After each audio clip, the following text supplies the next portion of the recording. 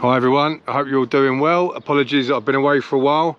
Took a bit of a break. I'll explain more about that either later on or in another video. But I've come back on YouTube and I've seen that Dougie Joyce is fighting Decca on the 7th, meant to be the 17th of June. So I was going to give my thoughts on that. Obviously mine's a fighting channel, bare knuckle boxing, true crime. So this is a big fight that everyone's talking about at the moment. So perfect way to come back. Now obviously I've been at 2 of Decca's fights.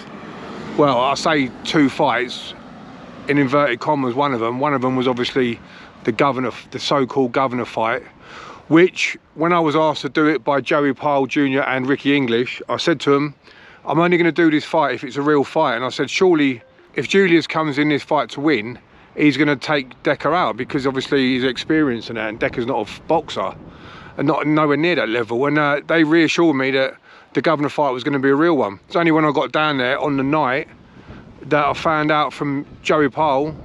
He came down and spoke to me, and I realised that Julius Francis was going to go the full distance. In other words, take it easy. But Joey Pyle spoke about that anyway, otherwise I would never have mentioned it. But it's when Joey spoke about it, I can talk about it. So that was that, and I watched that. I took Decca on the pad. So regarding punch power between him and Dougie, I can go on. I've took Decca on the pads. Don't know whether he was holding back, but he didn't punch. Most people over 15 stone can punch, but there's levels in punching, and I didn't think Decca was hitting that hard. Maybe he weren't hitting the pads that hard. But anyway, I'm not too sure on Dougie's punch power, but I am friends with the Oxford Joyces, and I know people that have seen Dougie fight a few times, and they've spoke to them and they've told me Dougie can fight. I've seen him on the bag, I've seen him on the pads. He looks sharp and he can move as well. He's very sharp and he can move. Regarding Decca's movement, I was at the Dean Lynch Ward fight as well, and I got to see Decca bare knuckle close up, and he doesn't move his head that much. His defense, he knocks away shots with his hands a little bit, and he steps back. He tends to step back out of the way. So if you follow up with a combination after he stepped back and keep going, you're likely to catch him, which Dean did catch him a couple of times. Rocks him a tiny little bit, but nothing major. And that's the thing, Decca, no matter what you say about him, he's got a good chin. He has got a good chin, and he will keep on fighting. Now, I've heard that this fight was going to be in a ring or something, in a 12-foot ring. So obviously Dougie's going to want to move around, and I think that would be his best key, is to move around with a lot of head movement, avoiding the big shots, and landing his quick shots on Decca.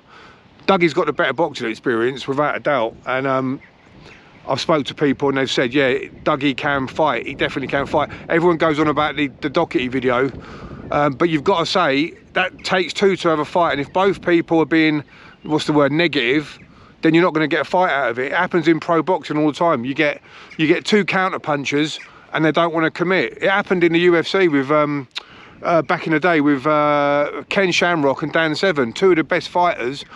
Barely threw a punch on each other because they were ultra cautious. So you do get those fights where people don't do a lot, but people have told me Dougie can have a fight. So I can see it's hard to take Decca out because of his chin, although I don't think his chin's ever been tested by a genuine heavyweight puncher. You know, someone 18, 19 stone who can actually punch hard. He hasn't been tested. Danny Christie gave him a good fight. Danny's only 13 stone. So his chin hasn't been tested properly by a big heavyweight. That's why I was looking forward to the Jack Draper fight, because I thought Jack's going to be 18, 19 stone, and we'll see how his chin holds up to them shots. But and Jack can punch, and he's quick as well, but that didn't come off. So I would say, if the fight does happen, by the way, because I personally think Decca's chosen the 17th of June in the morning, which is Dougie's big 3D Fight Club night. So I mean, when you've got a big event coming up in the evening and you've got cameras on you, interviews to do and a big show to run, do you really want to be having a bare knuckle fight at 11 o'clock in the morning?